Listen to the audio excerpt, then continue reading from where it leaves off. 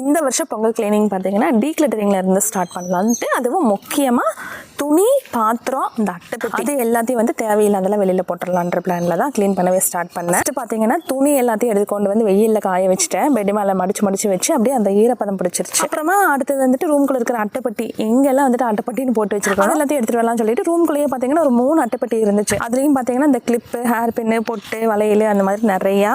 இந்த மேக்கப் திங்ஸ்லாம் அந்த க்ரீம்லாம் இருக்கும் பார்த்தீங்களா, க்ரீமு, கிளென்சரு, டோனருன்னு சொல்லிட்டு எல்லாமே வந்துட்டு 2020-21 வாங்கினது. ஒரு 3-4 வருஷம் ஆச்சு. அதை எடுத்து யூஸ் பண்ணவும் இல்லை, தூக்கி போடவும் இல்லை. அப்படியே எடுத்தையும் பார்க்காம தூக்கி போட்டுருவோன்ட்டு தான் எடுத்து போட்டேன். அதுக்கப்புறமா பார்த்தீங்கன்னா கவரு, துணிப்பைன்னு சொல்லிட்டு அதெல்லாம் தனித்தனியாக இருக்குது. இந்த கிளிப்பு, ஹேர் பின் அதெல்லாம் பார்த்தீங்கன்னா ஒரு 10-15 அந்த மாதிரி என்னென்ன வெரைட்டிஸில் இருக்கணுமோ எல்லாமே இருக்குது. ஆனால் வந்துட்டு நான் இதனால பத்திரமா வச்சிருந்தேனே தவிர யூஸ் பண்ணவே இல்லை. இந்த க்ரீம் எல்லாத்தையுமே தூக்கி போட்டுட்டு அந்த கிளிப்பு, ஹேர் பின்னு, பேண்ட் எல்லாத்தையுமே வந்துட்டு நல்லா தண்ணியில் வாஷ் பண்ணி வெயிலில் காய வச்சு எடுத்து வைக்க போகிறேன்.